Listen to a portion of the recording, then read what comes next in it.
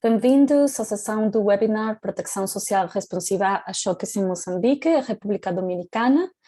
Vamos esperar só um pouquinho a que as pessoas, os diferentes participantes consigam se conectar.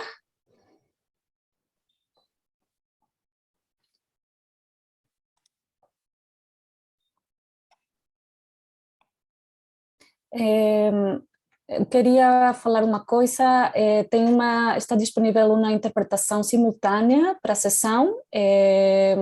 Você tem que clicar na opção da interpretação do menu e escolher o idioma da preferência. Eu vou falar também em espanhol, só para as pessoas que ainda não ativam. El webinario ofrece una interpretación simultánea de portugués a español y viceversa, entonces por favor hagan, si ustedes son hispanoparlantes, pueden hacer clic en la opción de interpretación del menú y elegir el idioma que más le convenga, como muestra aquí la pantalla.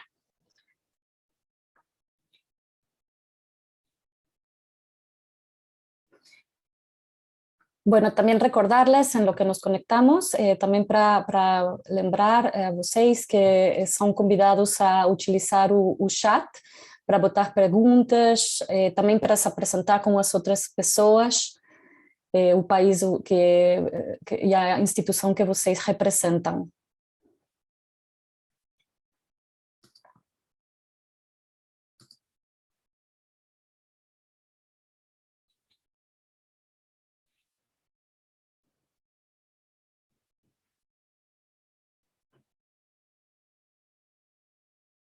Também encorajamos o compartilhamento de links para recursos que considerem de interesse dos outros participantes enquanto começamos.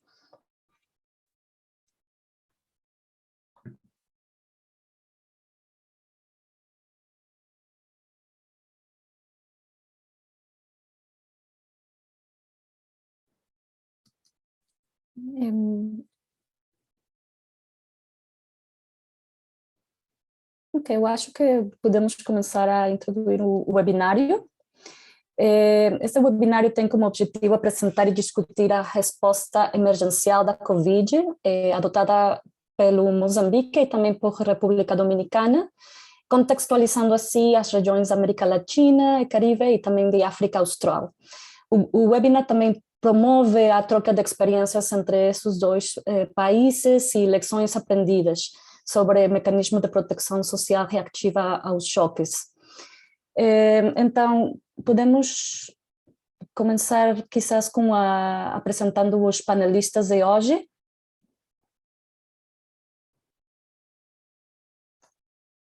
Sim, a seguinte, por favor. Temos a Olivia Faite, chefe da Divisão da Assistência Social do INES, em Moçambique. Ela é socióloga especialista em proteção social e chefe do Departamento de Programas de Assistência Social no Instituto Nacional de Ação Social, INES. Trabalha na área de proteção social há mais de 15 anos.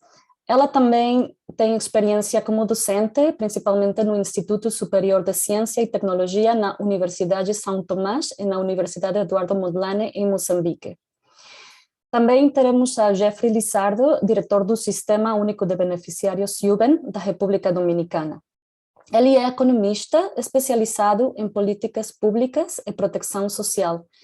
É o diretor-geral do Sistema Único de Beneficiários SUBEN. Ocupou vários cargos no governo dominicano, incluído o do diretor de Desenvolvimento Econômico e Social do Ministério da Economia. Ele também tem trabalhado como consultor no PNUD, BID, Banco Mundial e a OIT, entre outros. Também tem se desenvolvido como docente, principalmente na Universidade INTEC, na República Dominicana, e foi diretor da Escola de Economia. Também foi membro do Conselho de Administração da Flaxo. Atualmente ele é professor da Pontifícia Universidade Católica Madre e Maestra em República Dominicana. Finalmente, também temos a participação como panelista da Marina Andrade. Ela é pesquisadora no IPCIG, ela é formada em Relações Internacionais como especialização em Design e Financiamento de Políticas de Proteção Social e dentro do IPCIG ela realiza análises de políticas e programas de proteção social de apoio a projetos desenvolvidos em parceria com outras organizações como o PNUD e também a UNICEF. E, bom, eu sou Ana Solórzano, eu trabalho como assessora de proteção social e resiliência do Programa Mundial de Alimentação, mas estou baseada nos headquarters, na Roma, e eu tenho trabalhado há mais de uma década em termos de proteção social reativa aos choques e também vínculos com resiliência e mudança climática. E eu fico muito contente de estar hoje aqui com vocês. Então, podemos então, sim, então, como eu mencionava no começo, convido vocês a utilizar o painel de Q&A, indicando o seu nome, a sua organização, e se você tem uma pergunta específica para algum dos panelistas, nós vamos ter um tempo ao final do webinário para fazer uma perguntas e respostas, mas um pouquinho antes disso também vamos ter uma discussão aberta com os panelistas. E convidamos também interações por meio das redes sociais, utilizando o hashtag SP.org.webinar. Então, podemos, assim, começar com Marina Andrade, pesquisadora do IPC-IG. Marinha, é com você. Bom dia, Ana. Obrigada pela apresentação, espero que estejam me escutando bem. Bom dia a todos, então, meu nome é Marina Andrade, eu sou pesquisadora no IPCIG. Hoje eu vou apresentar uma visão geral das respostas de proteção social à Covid-19 na África Subsaariana, América Latina e Caribe. A apresentação foi preparada por mim e pela Laura Tomé. Os dados que a gente vai apresentar foram baseados largamente no dashboard online do IPCIG, que mapeou e ilustra as políticas de proteção social adotadas por governos do sul global em resposta à Covid-19. Próximo slide. Eu posso? Isso. Obrigada. Esse slide mostra um pouco da estrutura da minha apresentação. Eu vou falar falar sobre alguns elementos das respostas de proteção social adotadas pelos governos da África Subsaariana e da América Latina e Caribe. Primeiramente, vou falar do número de respostas de proteção social à Covid que esses subcontinentes adotaram, os tipos de respostas, de assistência social, seguro social ou mercado de trabalho, os principais instrumentos de políticas utilizados pelos governos nas respostas, os principais grupos-alvos das respostas, os principais tipos de adaptação em que consistiram as respostas, os mecanismos de identificação e de pagamentos mais utilizados nas respostas e, finalmente, a cobertura na população das respostas e adequação dos benefícios. Próximo. Na África Subsaariana, o mapa no slide nos mostra em cor mais escura os países que adotaram maior número de respostas de proteção social à Covid, e em cor mais clara aqueles com menor número de respostas, mostrando países que adotaram de 0 a 12 respostas, mapeadas pelo IPCG.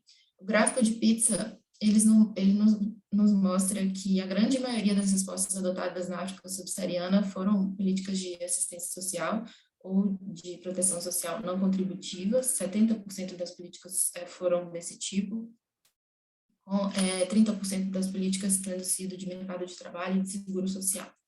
Os principais instrumentos de proteção social adotados pelos governos da África Subsaariana incluíram subsídios, em geral, como para eletricidade, água, combustíveis, etc., e também transferências de emergência, tanto de comida ou outros produtos de necessidade básica ou de renda.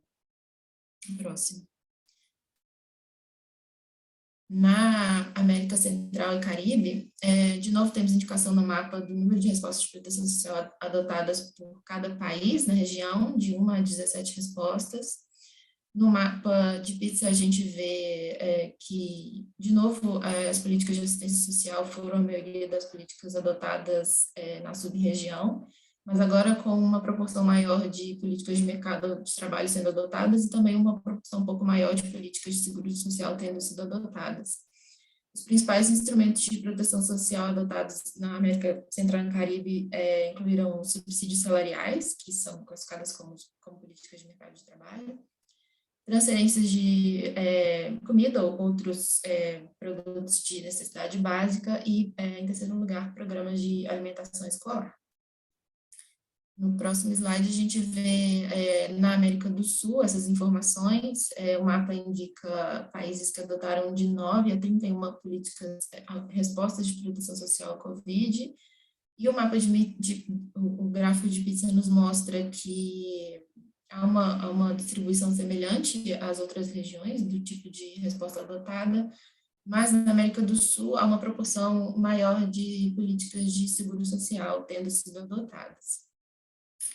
Principais instrumentos de proteção social na região foram transferências de renda de emergência, subsídios salariais para trabalhadores e subsídios em geral.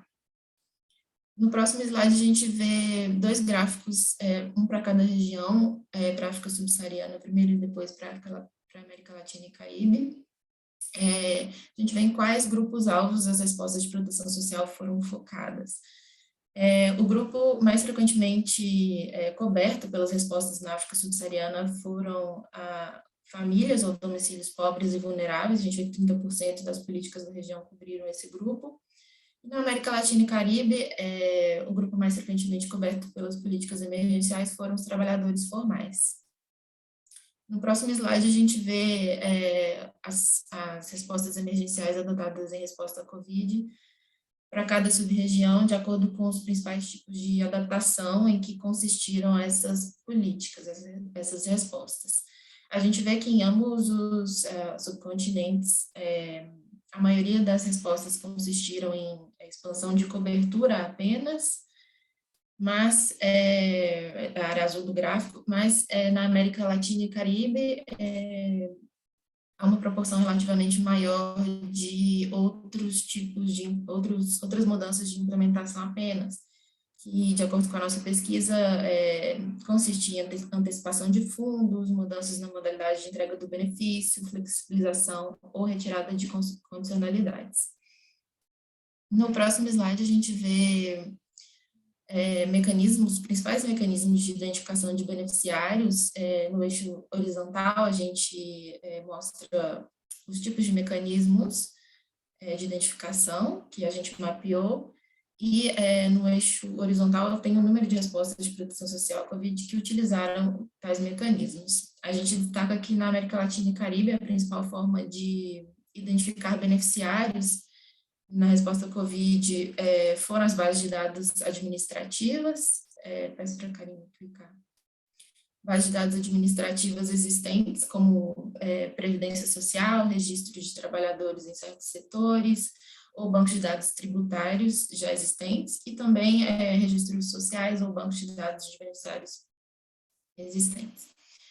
Na África subsaariana, a gente percebeu que o mecanismo de identificação de beneficiários mais utilizado foram o registro aberto ou novas campanhas de inscrição, que possibilitou a inclusão de novas pessoas nas bases de dados ou registros sociais já existentes no continente.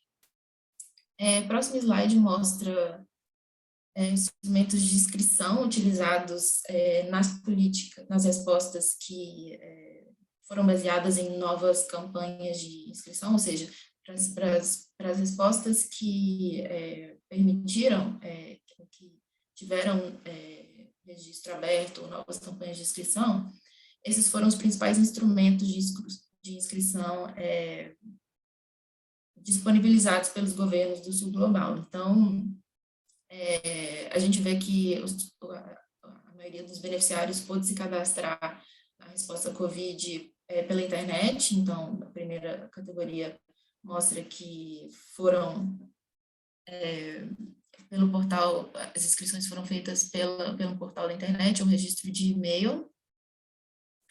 E na África subsaariana, a gente vê que também foram importantes o registro manual, feito pelos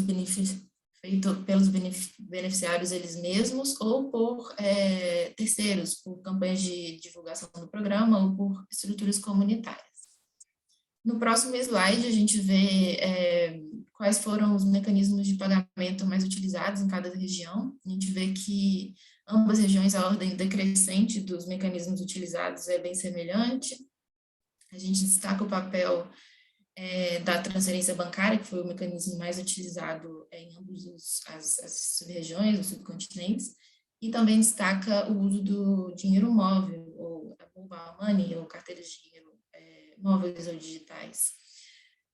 Na África subsaariana, por exemplo, a adoção desse tipo de pagamento, de meio de pagamento, foi uma das mais marcantes e maiores inovações que foram reportadas durante a resposta de proteção social à Covid-19 em países em desenvolvimento. E, finalmente, no próximo slide, a gente mostra um pouco dos dados coletados sobre cobertura e adequação dos benefícios que estavam dentro das respostas de proteção social à Covid-19.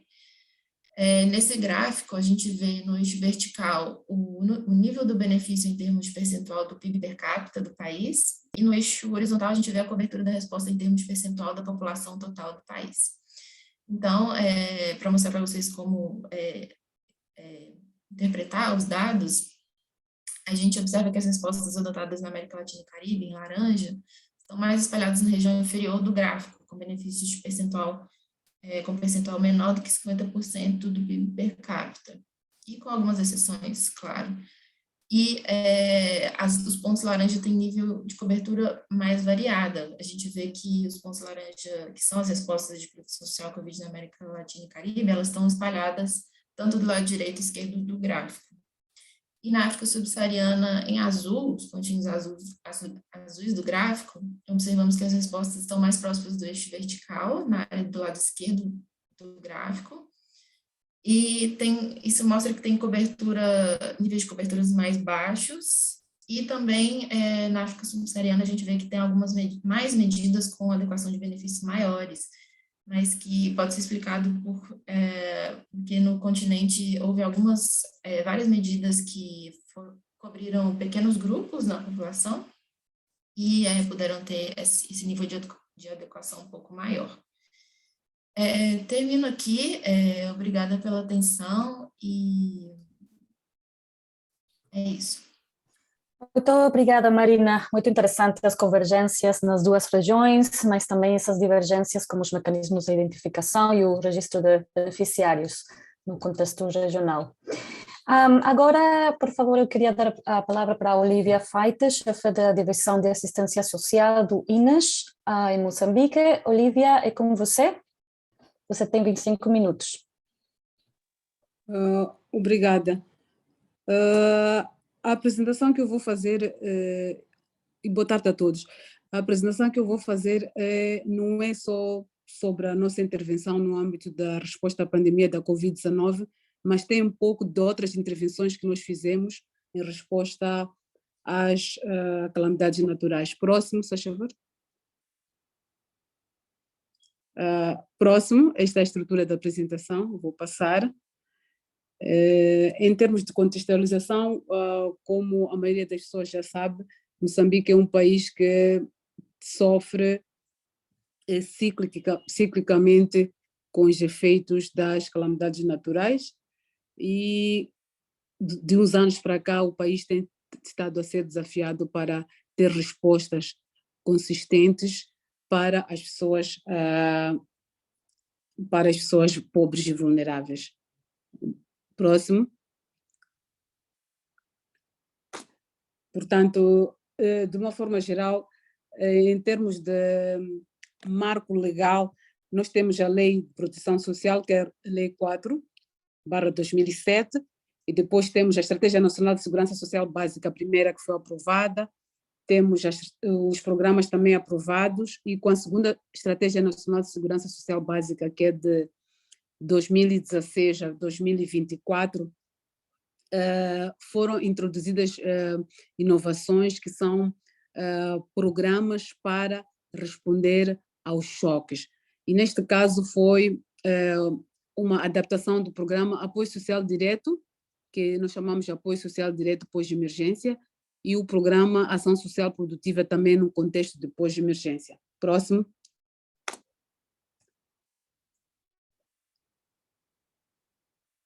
Portanto, o programa Ação Social Produtiva no contexto de pós-emergência é mesmo para pessoas com capacidade para o trabalho e em resposta, e como resposta elas fazem trabalhos públicos em troca de transferências monetárias. O outro programa é o Apoio Social Direto pós-emergência, que também é de transferências sociais incondicionais para apoiar famílias vulneráveis durante 6 a 12 meses, dependendo do tipo de choque. Portanto, se for um choque de longa duração, como uma seca, são 12 meses. Se for cheias, ciclones, nesse caso da pandemia também a intervenção é de 6 meses. Mas ambos os programas são de transferências monetárias. Próximo.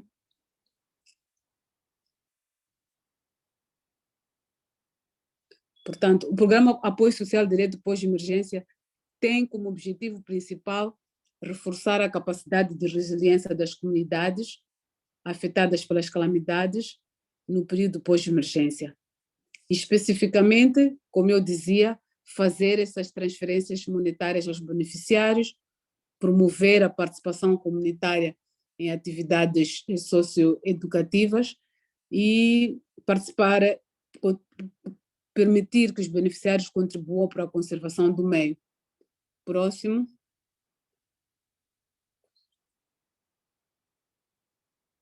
Em termos de grupos-alvo, como definição neste programa, nós temos qualquer cidadão que se encontra afetado pelas calamidades, independentemente da sua situação socioeconômica, deve fazer parte deste programa. E o valor da transferência é de 2.500 meticais, são aproximadamente, acho que são $39, salvo erro. Mas, quando não temos recursos para fazer essa assistência, este valor pode ser reajustado. Próximo.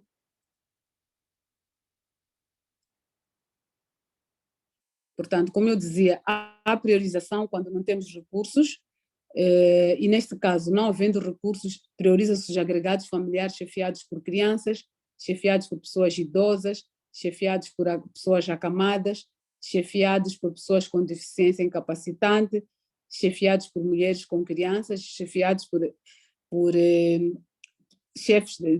pessoas temporariamente incapacitadas.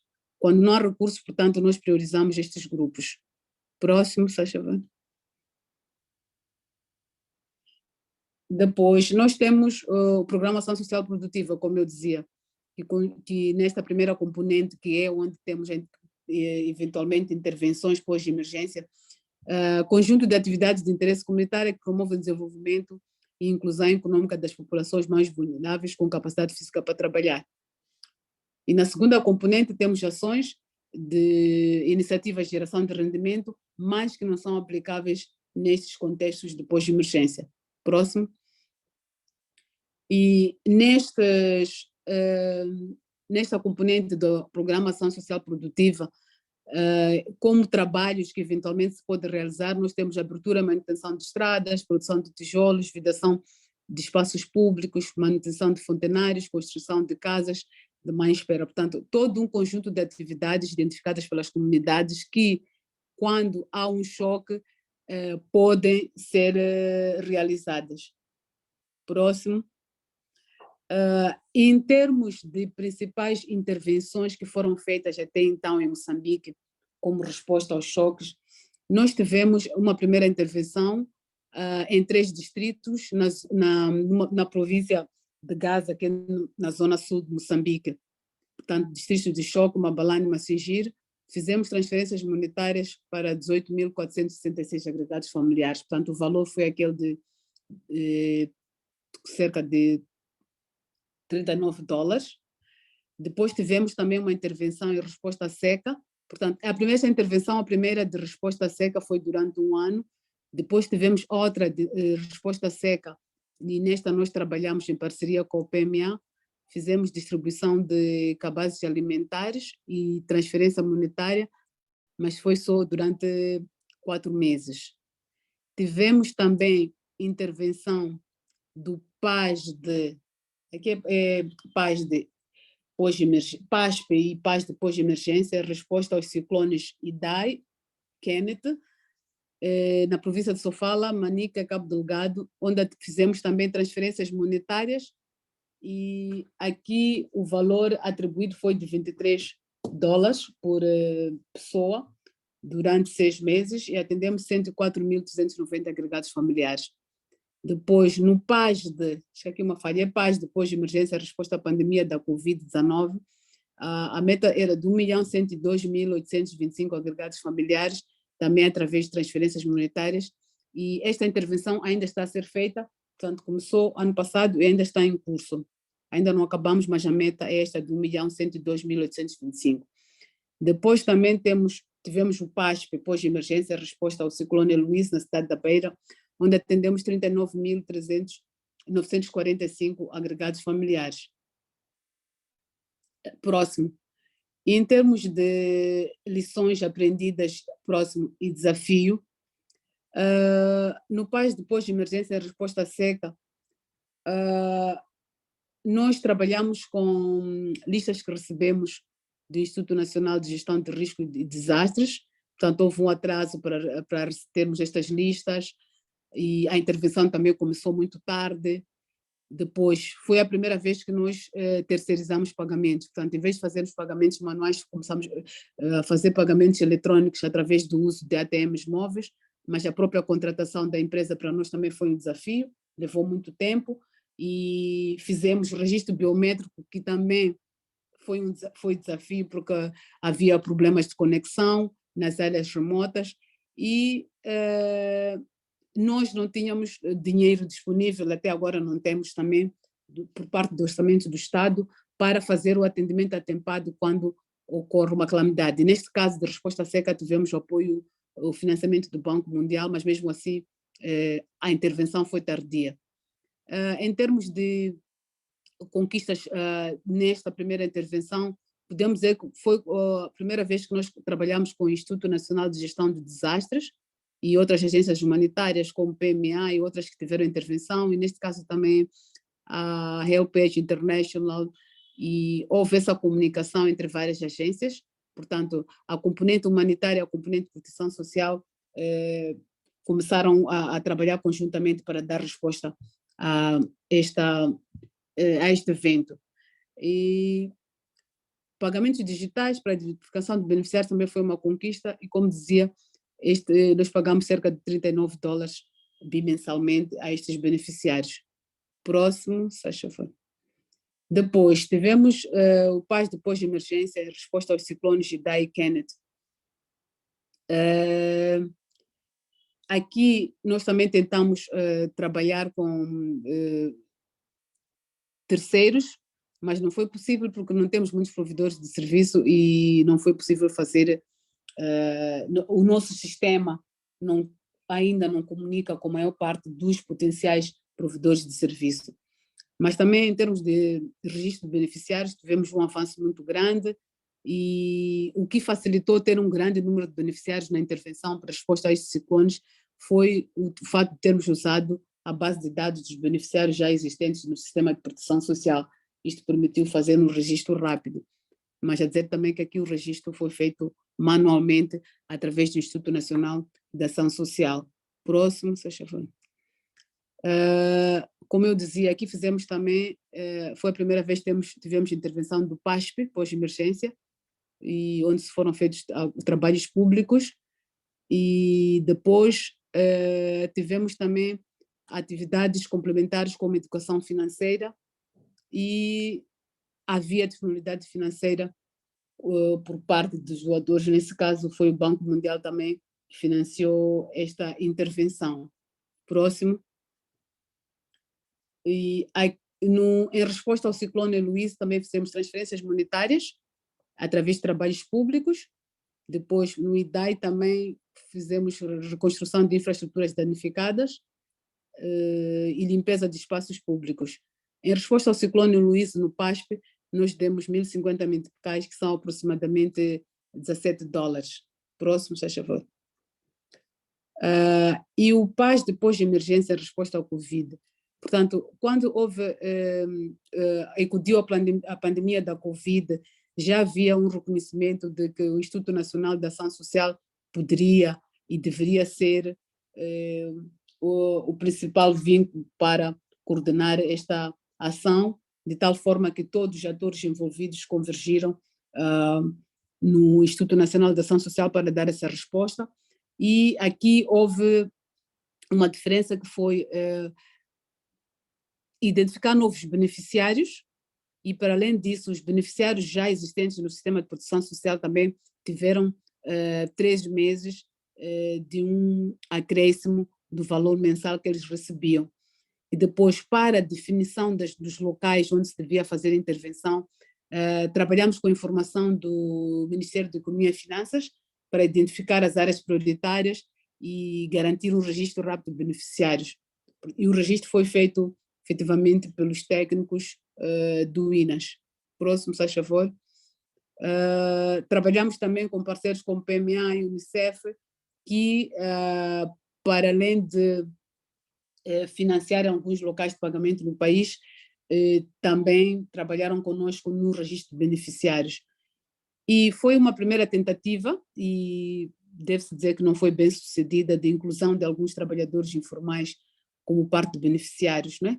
A ideia é ver até que ponto nós podemos fortalecer todos os sistemas, e neste caso seria para integração com o Instituto Nacional de Segurança Social, mas não conseguimos identificar muitos beneficiários, porque estes que nós queríamos alcançar, que são aqueles que já têm registro na Segurança Social, mas que nunca contribuíram, alguns já não moravam nos seus locais outrora registados, e outros já não tinham os contactos atualizados. Portanto, a nossa base de dados e a base de dados do Instituto Nacional de Segurança Social não tem essa comunicação, e não conseguimos identificar muitos beneficiários como era o desejo. E também fizemos os primeiros pagamentos digitais, e começamos, portanto, na região norte do país, no distrito de Montepuez, onde também apresentou-se como um grande desafio. A seguir, em termos de aprendizados e resposta à Covid, nas zonas onde havia dificuldade de rede, principalmente nas zonas rurais, foi difícil fazer transferências através de pagamentos digitais, porque havia oscilação de rede.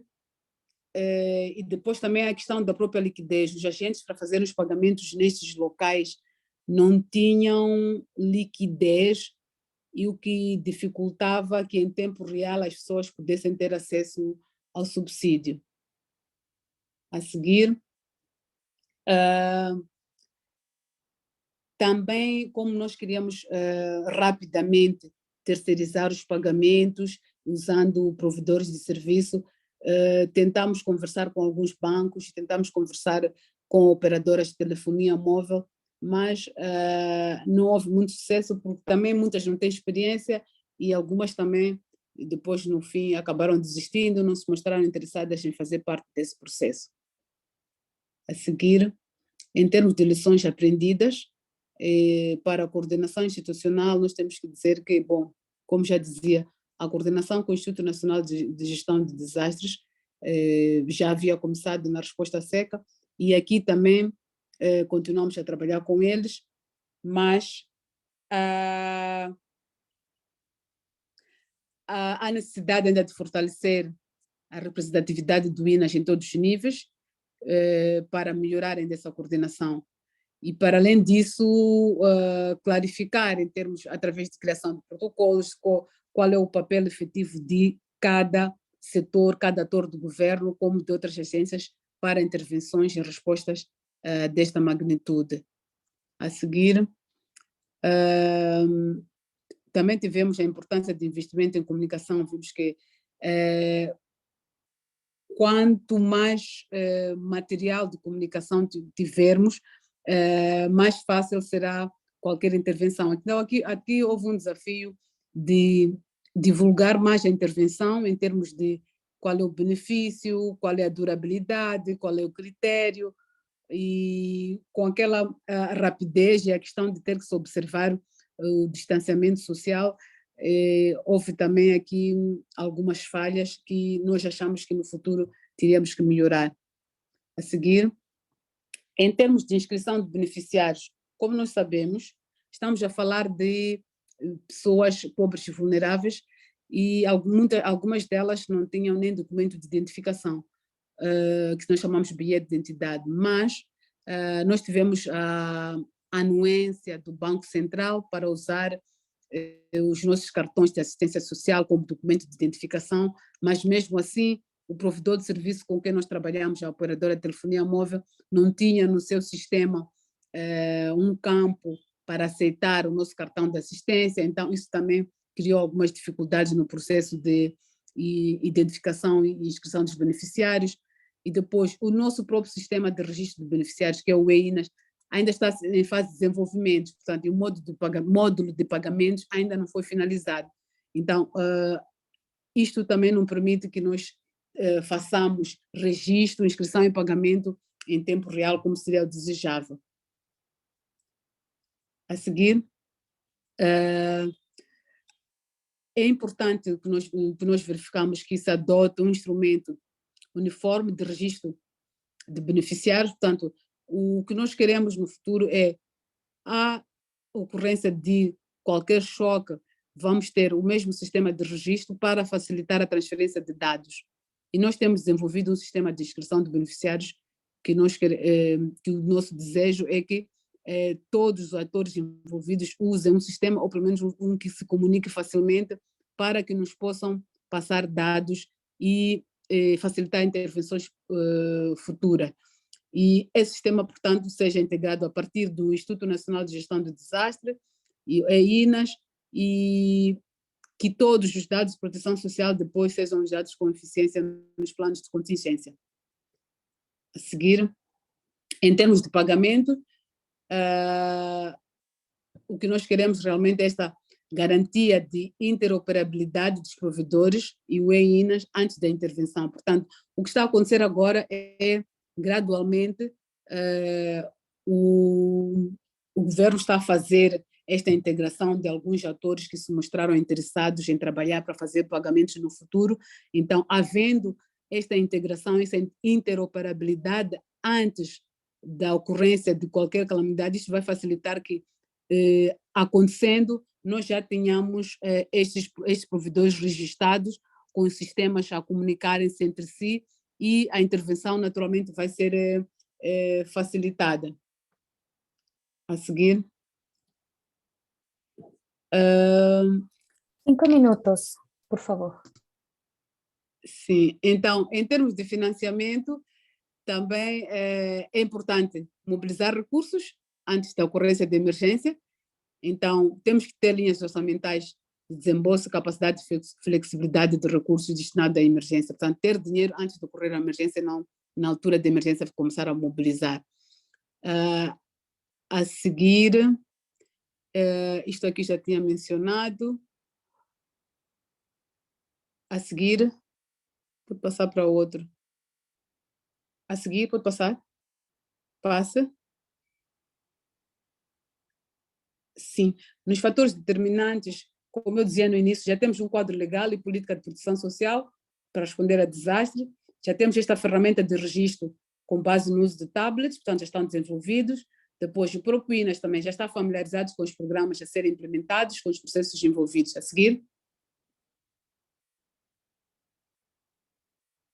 A seguir.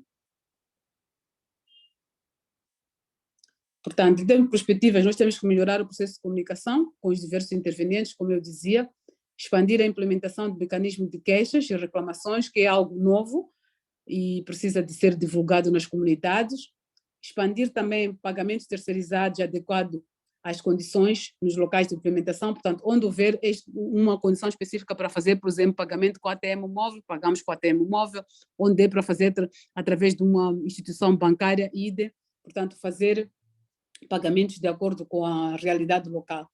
e tentar garantir que o tempo de espera entre o desenho da intervenção e a implementação nas diferentes fases de seleção, registro e pagamento seja muito curto.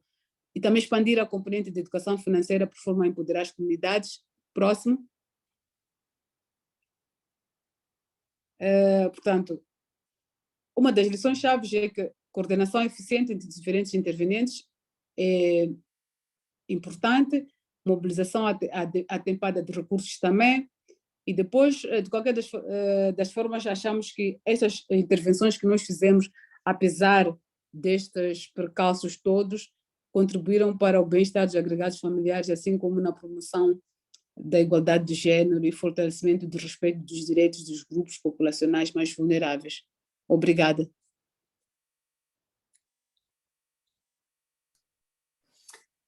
Muito obrigada, Olivia. Muito interessante realmente conhecer o processo de desenvolvimento de um programa de emergência, como o PASD de emergências, e a sua implementação em distintos contextos de emergência. Os logros, desafios e as distintas inovações também em cada contexto de crises. Agora eu queria apresentar outra vez o panelista da República Dominicana, Jeffrey Lizardo, diretor do Sistema Único de Beneficiarios, SUBEN. Jeffrey, adelante por favor, 20 minutos. Sí, buenos días. ¿Me permiten? Bueno, lo están compartiendo. Sí, podemos ver las slides. No, ahora ya no.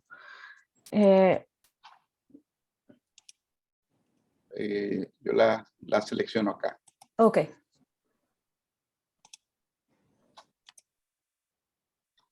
Perfecto. Sí, buenos días, gracias por la invitación. El país cuenta, República Dominicana, con una red de protección social que tiene un robusto sistema de transferencia monetaria condicionada antes de la pandemia del COVID, con una cobertura en ese entonces del 22% de los hogares en el país. La coordinación está a cargo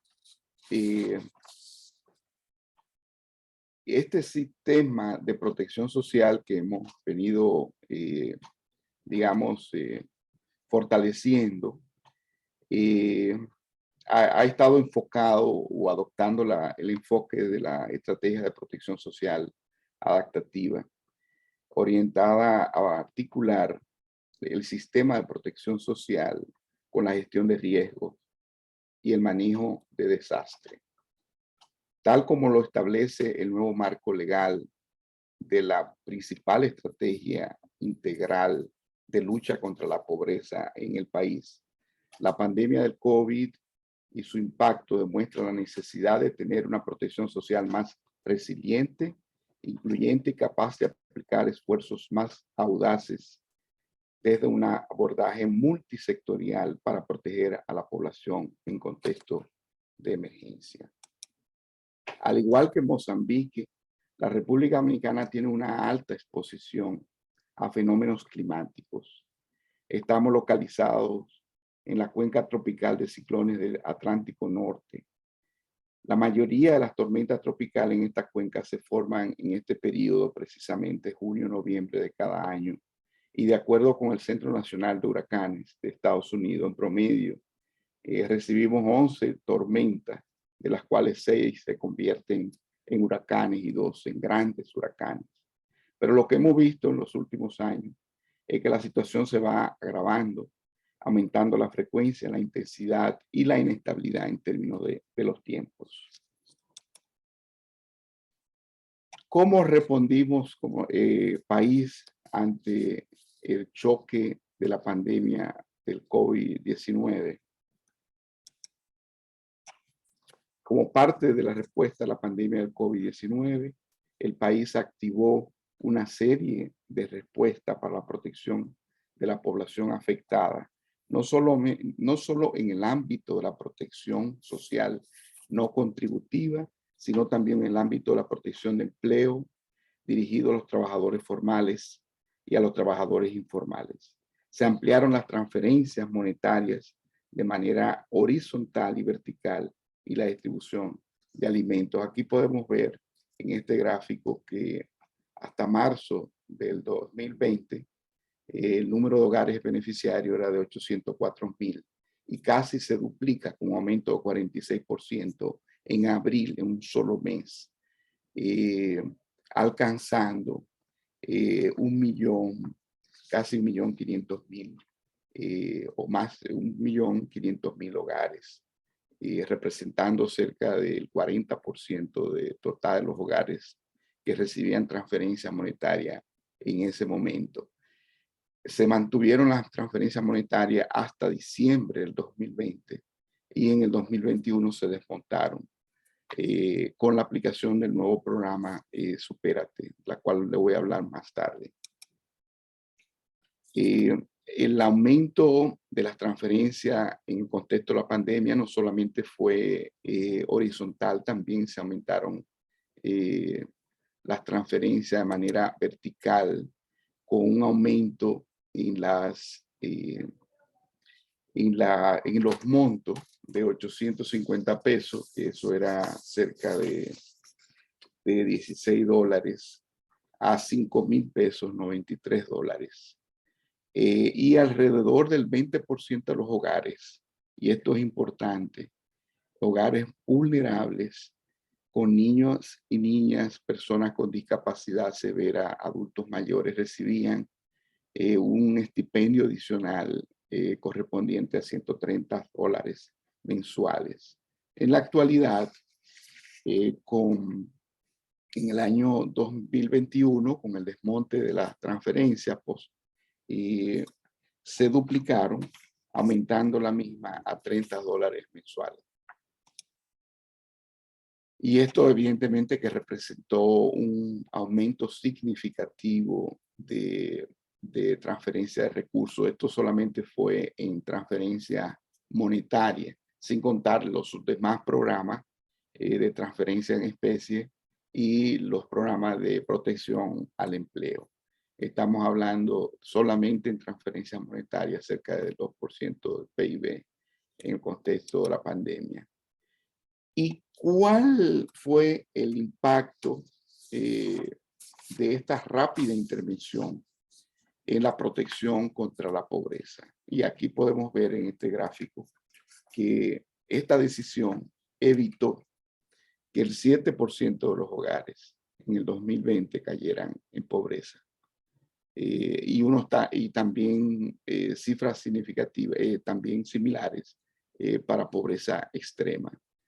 Y en el año 2021 significaron que 3% de los hogares, o impidieron que el 3% de los hogares cayeran en la pobreza, por lo tanto protegiendo a lo mismo ante la inseguridad alimentaria. Este es el principal impacto que tiene la rápida respuesta ante el choque por la pandemia. Ahora, ¿cuáles fueron los aspectos claves para un sistema de protección social más reactivo ante las emergencias? Lo primero es que el país cuenta con una red de protección social, como ya le mencionaba, que está coordinada por un gabinete de política social que articula 3 instituciones que son el Sistema Único de Beneficiarios, que es la entidad responsable del registro de los hogares y la categorización de los hogares. El programa de transferencia condicionada Supérate, que es un programa de lucha integral contra la pobreza y es el responsable de la selección, asignación de beneficios, acompañamiento y capacitación de los hogares. Y después tenemos la administradora de subsidios sociales, ADES, la cual tiene a cargo la administración y ejecución financiera de los subsidios, la fiscalización y verificación de los contratos y convenios con los comercios que forman parte de la red de abastecimiento. O sea que ya antes de la pandemia teníamos esta estructura bajo la red de protección social. Esto se le suma también una cantidad importante de programas de transferencia en especies, sobre todo alimentos, y lo más importante, el plan social de la presidencia, comedores económicos, alimentación escolar, entre otros. Entonces, el primer punto que llamamos la atención es el registro. Ya en el país, desde el año 2004, tenemos un registro de hogares que ha contribuido evidentemente a una protección social más adaptativa. Ese registro hoy día tiene el 61% de la población, que está categorizada según el índice de calidad de vida. Este registro está transformándose bajo una nueva estrategia y bajo el aprendizaje de la pandemia, de la importancia de que este registro se universalice.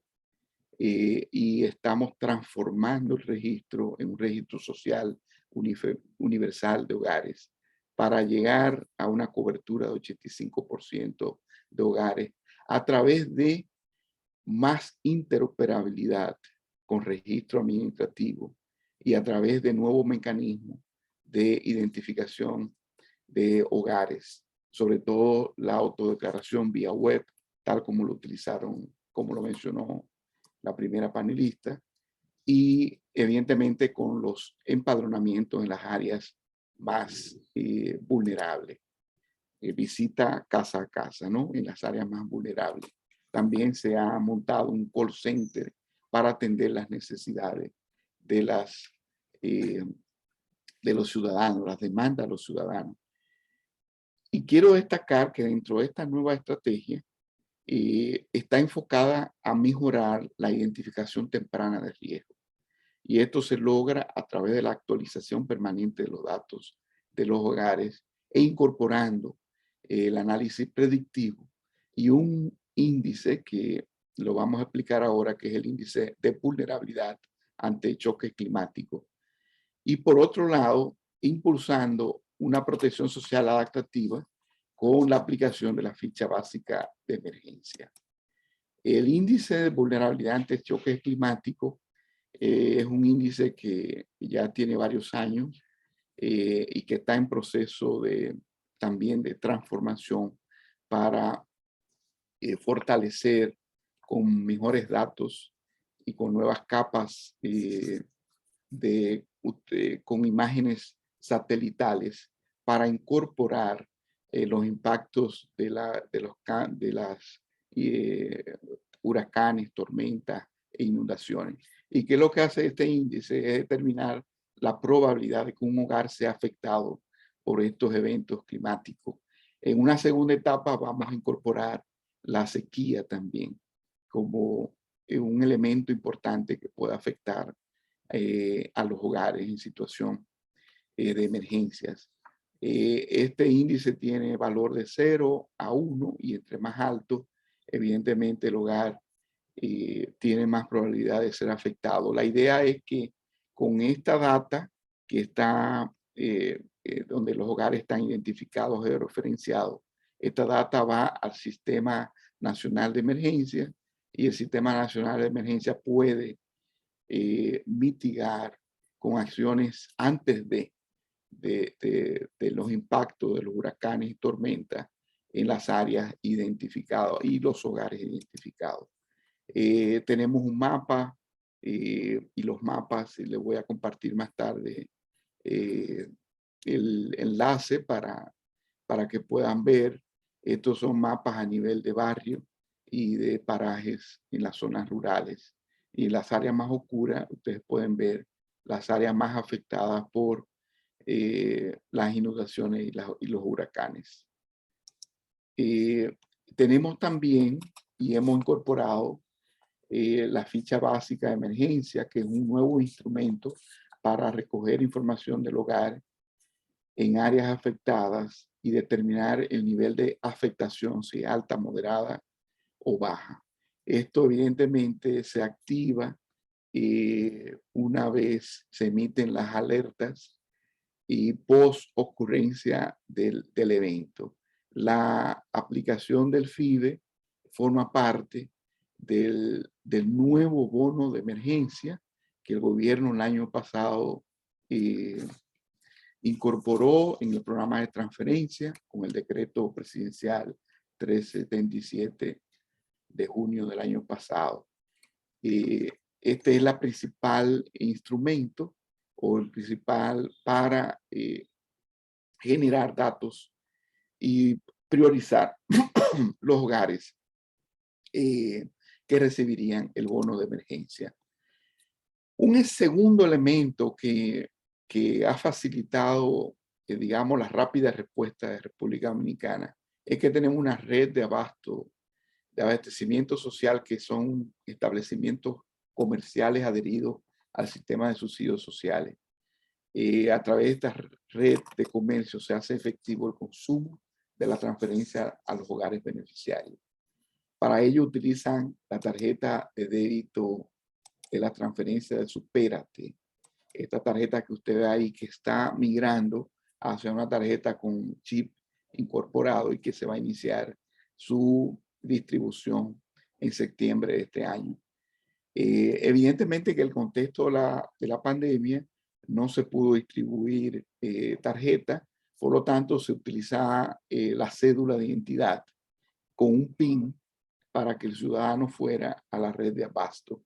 Esta red está compuesta por colmados, minimarket, carnicería, pescadería y también estaciones para el pago de la energía y el expendio de gas para cocinar.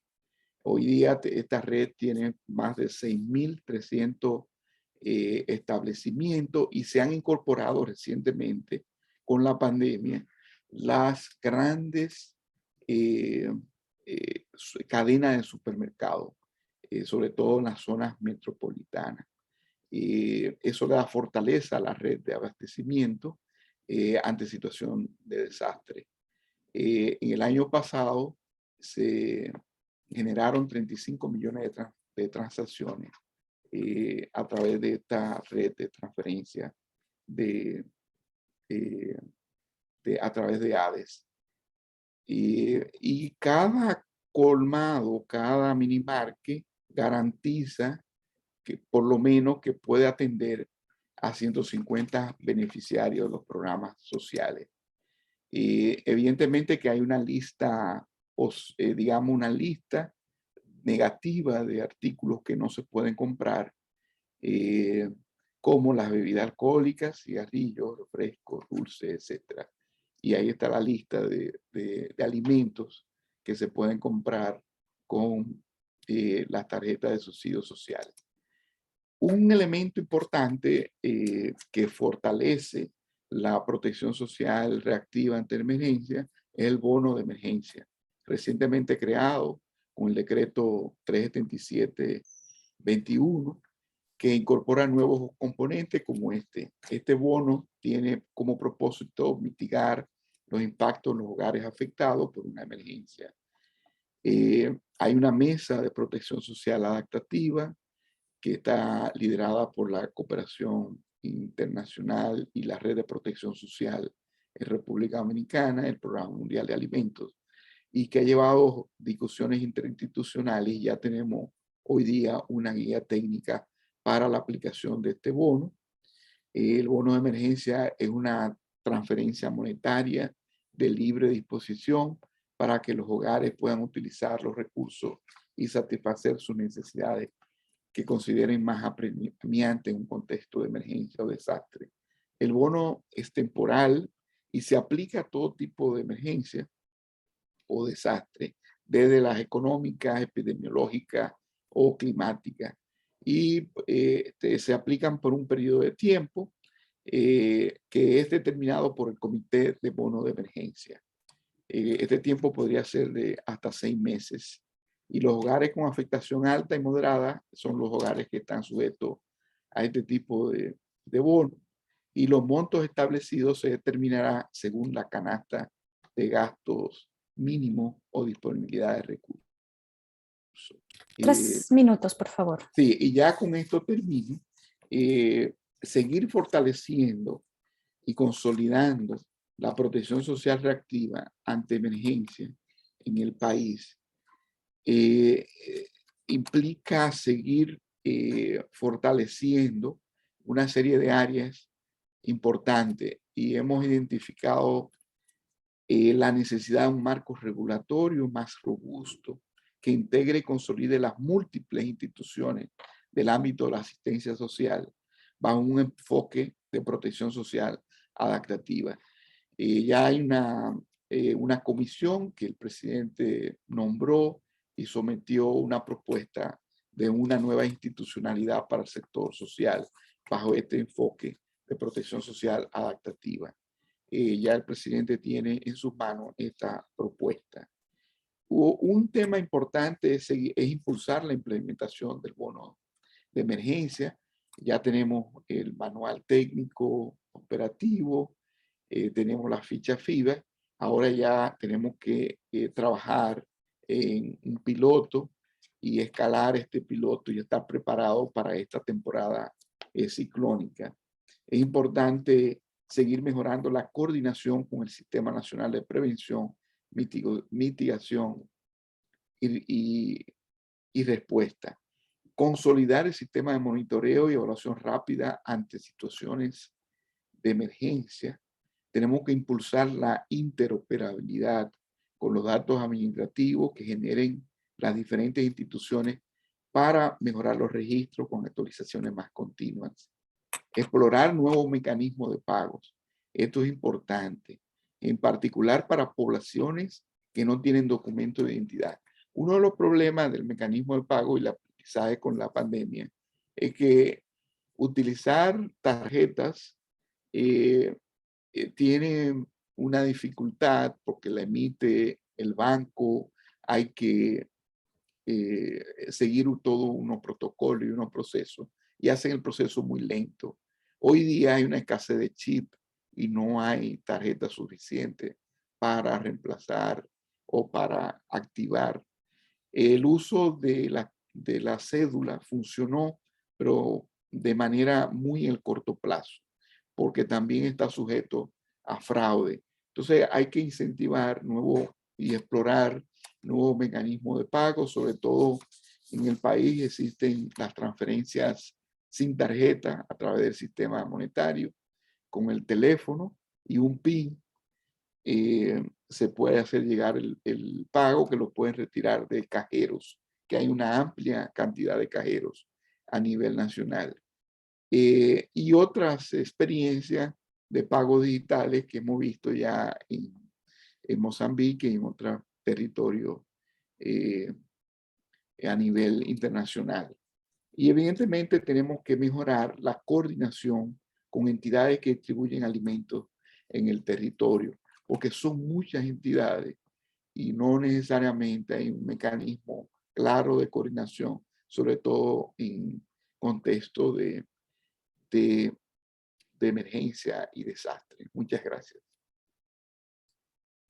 Muchísimas gracias, Jeffrey. Realmente la experiencia de República Dominicana habla de la importancia en las inversiones, en fortalecer la preparación y la respuesta a emergencias del sistema, pero también cómo el tener una arquitectura fuerte de protección social, no solo para respuestas, va a inherentemente llevar a su mejor uso en contextos de crisis.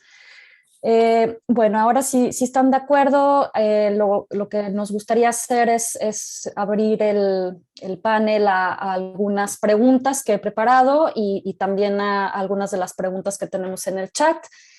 Los invito, por favor, a que incluyan sus preguntas. Eu estava falando para os participantes de botar, por favor, as perguntas que vocês tiverem agora no chat. E vamos começar com umas perguntas que eu preparei para os panelistas, porque a ideia aqui é fazer um intercâmbio também entre os colegas do governo de Moçambique e da República Dominicana. Então, eu primeiro queria perguntar para Jeffrey, vou fazer em espanhol. Jeffrey, la estrategia de protección social de Mozambique, como pudiste ver, tiene contemplada la vinculación del sistema de beneficiarios de protección social, el EINAS, con sistemas de información de otros ministerios, especialmente para garantizar la interoperabilidad con la gestión del riesgo. De acuerdo con la experiencia que nos presentaste de República Dominicana y el SIUBEN, pero también este nuevo Registro Social Universal de Hogares y los planes que tienen para desarrollarlo, ¿cuáles serían las recomendaciones clave que usted daría a Mozambique para comenzar ese proceso y fortalecer la infraestructura y progresivamente llegar a un registro social integrado? Gracias. Sí, esta pregunta es importante porque representa uno de los grandes desafíos que tienen los sistemas de información social en la región, sobre todo porque necesitamos datos actualizados de los hogares para poder focalizar y responder de manera rápida ante contextos de emergencia y desastre. Evidentemente que una de las dificultades para la interoperabilidad es la calidad de los registros administrativos y su nivel de cobertura. En caso dominicana, tenemos muchos registros administrativos, pero uno de los más poderosos es el de la seguridad social, porque aquí tenemos una cobertura de la seguridad social prácticamente universal. El 98% de la población tiene un seguro familiar de salud. Por lo tanto, estos datos con la tesorería de la seguridad social, que es la entidad que maneja y dispersa los recursos a las diferentes entidades que garantizan los servicios a los ciudadanos, sobre todo el seguro de salud y pensiones, tiene bastante información actualizada, sobre todo vinculada más al empleo formal. Y este es para nosotros, digamos, es una prioridad en el trabajo con la interoperabilidad. También tenemos los sistemas vinculados al sistema bancario, porque el sistema bancario también tiene una cobertura importante de registro y de mayor calidad.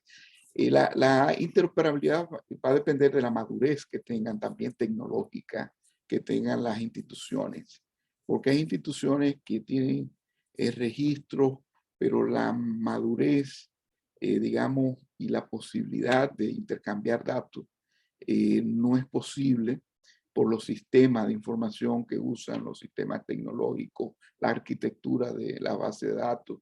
Entonces hay que trabajar en eso. Y digamos, la sugerencia es comenzar con los registros más fuertes, los que tienen más calidad, los que tienen más, que sean más robustos y que tengan mayor madurez tecnológica y comenzar esa integración. Evidentemente que necesita un marco normativo y también necesita unos protocolos de intercambio para proteger la confidencialidad y la gestión ética de los datos, que es un tema y una preocupación importante de los ciudadanos para poder abrirse a intercambio de los datos.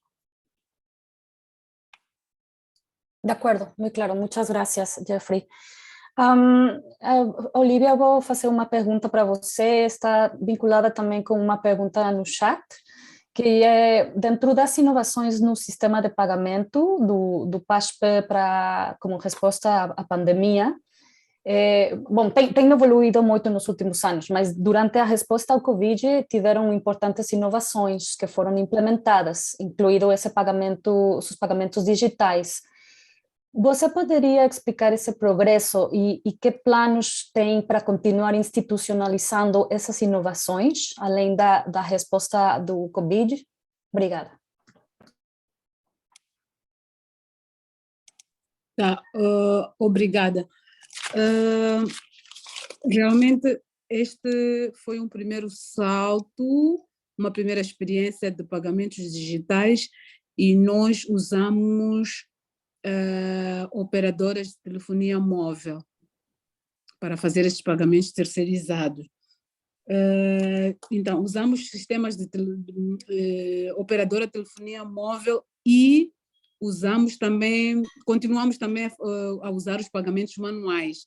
Só que os pagamentos manuais aqui feitos, nós usamos uma aplicação que faz o pagamento online, então, através do tablet. Só que ainda é manual porque eram os técnicos do INAS a fazer pagamentos e tem de levar o dinheiro em cash para fazer chegar.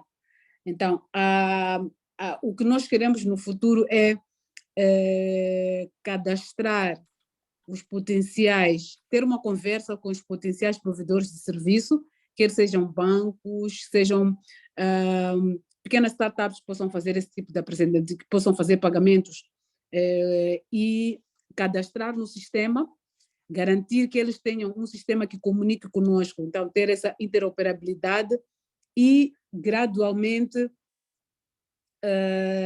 expandir os pagamentos digitais para todo o país. Portanto, nos programas normais de proteção social, nós queremos garantir que os pagamentos sejam digitalizados na medida que houver condições naqueles locais. Então, já estamos a ter conversas com os provedores e a ideia é, num futuro, termos a maior parte dos beneficiários do sistema de proteção social a receber pagamentos digitais. E essa primeira experiência mostrou que não é possível fazer de uma vez e temos que fazer gradualmente de acordo com as condições de infraestrutura, com as condições de interoperabilidade dos provedores e não ter só um provedor para uma região. Portanto, numa região podemos ter vários provedores desde o momento que haja condições para aquele operador funcionar. E um desafio que nós tivemos agora para fazer os pagamentos é que primeiro nós tínhamos que comprar os telemóveis para os beneficiários, para além de entregar o valor em cash. Obrigada. Muito obrigada, Olivia. Eu vou fazer uma pergunta que é para os dois, mas agora vai primeiro para você, Olivia, mas é a mesma pergunta para o Jeffrey. Queria saber se existem planos ou já se está fazendo um recadastramento dos beneficiários das expansões que tiveram da cobertura no INES, é decir, aquelas pessoas que não eram beneficiárias, mas que foram beneficiárias especificamente para o programa de pós-pandemia. Tem planos para que esses hogares, esses beneficiários vão ser integrados no INES, para ser recadastrados? Obrigada. Bom, esta é uma questão muito importante, muito pertinente para nós. O programa é pós-emergência. O programa diz que após a intervenção pós-emergência, estes beneficiários, na verdade, têm de ser recadastrados, tem de ser avaliada a sua situação socioeconômica para que sejam conduzidos aos programas normais de proteção social. Então, neste momento, após este atendimento em resposta à pandemia da Covid-19, nós ainda não temos recursos para fazer este recadastramento, mas o manual do programa, as diretrizes do programa dizem que nós, após essa intervenção de emergência, nós temos que cadastrá-los e reconduzi-los para estes programas, mas neste momento não nos vai ser possível porque não temos recursos financeiros. Obrigada. Entendi, muito obrigada. Jeffrey, voy a hacer la misma pregunta que hice Olivia, pero en el contexto de República Dominicana, y básicamente es entender si se registró aquellos beneficiarios que fueron incluidos más como una expansión horizontal y que no estaban en el SIUBEN, si hubo o hay una tentativa de entonces integrarlos al SIUBEN ahora que ya fueron identificados como beneficiarios de este programa de emergencia durante la pandemia, y cómo va a ser el proceso o cómo fue el proceso. Gracias. Sí, de hecho, cuando recibimos como sistema de información social, cuando recibimos el visto bueno del Ministerio de Salud Pública y un protocolo para enviar a nuestro personal de campo y actualizar los datos de aquellas personas, aquellos beneficiarios que se habían integrado y que no estaban registrados en nuestra base de datos. Entonces, con el apoyo del financiamiento del Banco Mundial, iniciamos el levantamiento de el empadronamiento, digamos, y la aplicación del cuestionario básico que nos permite calcular los índices a esta población.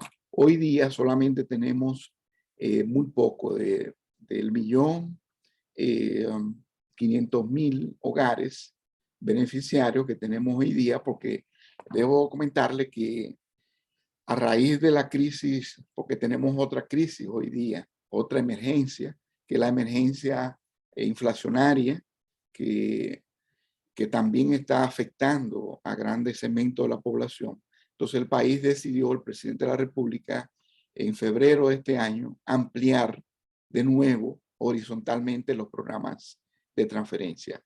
Y hoy día solamente tenemos 50.000 hogares que no están registrados en nuestra base de datos y que a través de esta nueva modalidad de autodeclaración vía web y llamadas por teléfono, estamos completando los datos y evidentemente con las transferencias, con la base de datos que tenemos. Ahora, es importante, Ana, nosotros con el aprendizaje de la pandemia, nos dimos cuenta de que el índice de calidad de vida no era suficiente, que teníamos que aplicar otros índices y por eso activamos para categorizar e identificar población vulnerable. Entonces, añadimos 2 índices adicionales, que la combinación de esos índices nos permiten mejorar la focalización. Este índice de ingreso, trabajamos con la cooperación internacional y con una mesa técnica de expertos y ya tenemos un índice de ingreso que es un proxy, ¿no? Con variables estructurales para determinar el nivel de pobreza monetaria de los hogares, que es muy útil y lo estamos utilizando ahora para la expansión horizontal en el contexto de la crisis inflacionaria que tenemos hoy día, para evitar un aumento de la inseguridad alimentaria. Y el otro índice es el índice de pobreza multidimensional, el IPM, que lo hemos adaptado a República Dominicana con algunas dimensiones fundamentales. Con la pandemia, uno de los mayores efectos de la pandemia es la feminización de la pobreza. Entonces, dentro del índice de pobreza multidimensional, le damos mucha fuerza a todo el tema de cuidado, porque el problema de cuidado es que ha recargado en las mujeres y esto ha sido una carga que ha afectado y ha hecho más vulnerable a las mujeres. Entonces, este es un nuevo componente dentro del programa de lucha integral contra la pobreza, el que le llamamos comunidades de cuidado, y tenemos dentro de este índice de pobreza multidimensional el componente de cuidado identificado. Y también mencioné que dentro de la respuesta, como parte de la respuesta de COVID, también se utilizaron variables categóricas para proteger población de hogares donde había niñas y niños de menos de 5 años. Esto fue prioritario. En hogares donde habían niños y niñas, no importa la edad, con discapacidad. Y hogares con adultos mayores. Esto también fue parte, digamos, fue de gran parte de la ventaja de tener un registro para poder, digamos, activarnos rápidamente. Una dificultad que tenemos, que igual que con Mozambique, es los teléfonos, el número telefónico. El hecho de cuando tú activas un programa rápido de transferencia, cómo tú te comunicas. Y evidentemente es un área que enfrentamos mucha dificultad porque aquí se cambian mucho rápidamente los teléfonos. Entonces el dato se desactualiza. Por lo tanto, tenemos que tener una muy buena comunicación con el órgano regulador de las empresas proveedoras de teléfono y de comunicación para que nos puedan actualizar permanentemente los teléfonos, de manera tal que podamos llegar a través de mensajería de texto y a través de otros mecanismos a la población beneficiaria cuando hay un aumento horizontal de las transferencias en un contexto de crisis. Y bueno, una pregunta de seguimiento que iba a ser la tenía planeada, pero queda muy bien ahora, es Jeffrey, el rol de la ficha FIBE. Teníamos esta explicación que nos diste en la presentación, pero si quizás nos pudieras dar como un ejemplo muy práctico, muy concreto, quizás en la respuesta al COVID, dentro de todos estos índices para la focalización, ¿qué rol, cuál es el valor agregado de la FIBE y cómo se opera? Gracias. Bueno, en el contexto de la pandemia tuvimos inundaciones, o sea que a veces en nuestros países también, a veces dos crisis se solapan, y en el contexto de la pandemia tuvimos unas crisis de inundaciones con tormentas que afectaron algunos territorios, y ahí aplicamos de manera piloto la ficha básica de emergencia. Un aprendizaje es que la ficha básica hay que aplicarla sola para hacer un instrumento rápido, ¿no? Porque lo aplicamos con el cuestionario amplio y evidentemente eso hace más lento el proceso. La ficha FIBE tiene que ser levantada también con apoyo de cualquier entidad pública y organización comunitaria. Entonces estamos trabajando para desarrollar aplicativos que se activen y porque las capacidades de respuesta del sistema de información o de la red de protección social es limitada en el territorio. Necesitamos el apoyo también de los organismos que trabajan en la gestión de riesgo a nivel operativo en el territorio. Por lo tanto, la ficha FIBE debe ser un aplicativo que se active y en ese proceso estamos ahora con el nuevo manual operativo para entrenar en el territorio para estar preparado ante un evento. Porque uno de los temas básicos, Ana, es que no podemos llegar muy tarde. No podemos llegar inmediatamente porque todavía estamos en situaciones de respuesta inmediata, pero el calendario de actuación tiene que ser rápido y la respuesta tiene que ser rápida. Y por eso la ficha FIBE es un instrumento muy corto que mide la afectación, el grado de afectación del hogar. Y es lo que va a permitir activar este bono de emergencia. Muchas gracias. Olivia, você poderia explicar como é que o programa de PASP emergência e o PAS de emergência, que já foi utilizado também em respostas aos ciclones, como é que a resposta entre esses dois programas são coordenados ou como se integram aqueles dois programas? Um é um programa de transferências não condicionadas e o outro é o programa de emprego público. Então, se você poderia nos explicar como são tomadas, como se complementam ou como se coordenam, seria muito interessante para conhecer melhor a experiência. Obrigada. Obrigado. O PASP é mesmo para, como eu dizia na apresentação, o PASP é para pessoas com capacidade para o trabalho. Portanto, nós ainda não tivemos assim muita intervenção no âmbito do PASP pós-emergência. A primeira experiência foi essa no ciclone Luísa, mas o que se verifica é das pessoas afetadas por uma calamidade, aquelas com capacidade para o trabalho, e a comunidade identifica quais são os trabalhos que podem ser realizados para responder, para ajudar a comunidade a se reerguer, não é? Então, as pessoas são selecionadas, mas o grande critério é aquele primeiro, pobreza, vulnerabilidade, e depois temos sempre que ver aqueles agregados familiares. Portanto, aqui estamos a falar dos pobres, não é? Então, um agregado familiar chefiado por pessoas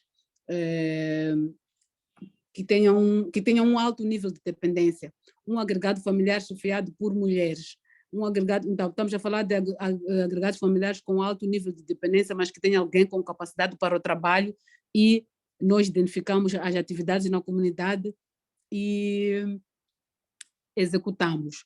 Mas em termos de resposta à emergência, o programa de maior resposta é o PAS de pós-emergência, portanto, apoio social direto pós-emergência. E que neste programa, em condições normais, havendo recursos, qualquer cidadão moçambicano poderia fazer parte, recebendo essas transferências monetárias incondicionais. Mas, como nós não temos recursos, então fazemos essa priorização. Então, dentro da comunidade, sabemos que aconteceu algum choque, e nós vamos à comunidade, informamos que quem vai ser selecionado em termos de priorização vão ser todos os afetados, não, mas agregados familiares chefiados por crianças, esses são selecionados. Agregados familiares chefiados por pessoas idosas, agregados familiares chefiados por pessoas acamadas, agregados familiares chefiados por pessoas com deficiência incapacitante, agregados familiares chefiados por mulheres e com crianças. Estamos a falar de crianças, 5 ou mais crianças, estas são selecionadas e recebem estas transferências monetárias incondicionais. Então, é desta forma que nós trabalhamos, mas sempre repisando que quando acontece alguma emergência, o programa que é ativado é PAS depois de emergência. E PAS que só foi uma vez, e sabemos que quando há emergências é difícil fazermos transferências condicionadas. Por isso que o programa, vamos dizer, a bandeira, o chamariz, é o PAS depois de emergência. Obrigada. Muito obrigada, muito claro, Olivia. Eu acho que estamos já na hora para fechar esse webinário.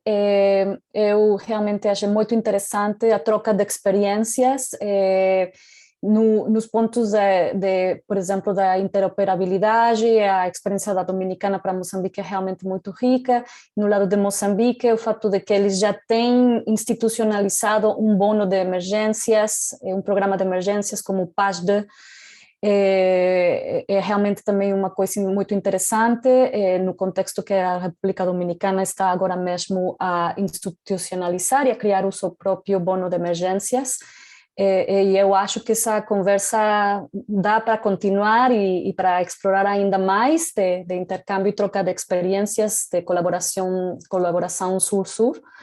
E se concordam, então eu vou fechar e realmente eu fico muito agradecida aos ponentes e também aos participantes, e também deixo aqui no chat, vão compartilhar uns links para uma retroalimentação de vocês no termos da relevância desse webinário hoje, mas também de uma retroalimentação na plataforma de Social Protection.org. Então, se as companheiras podem compartilhar no chat para que as pessoas possam, por favor, participar naquelas encuestas.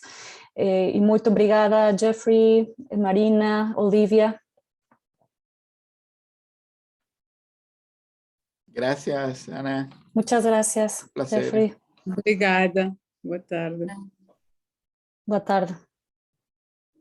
Buenos días todavía por acá, República Dominicana.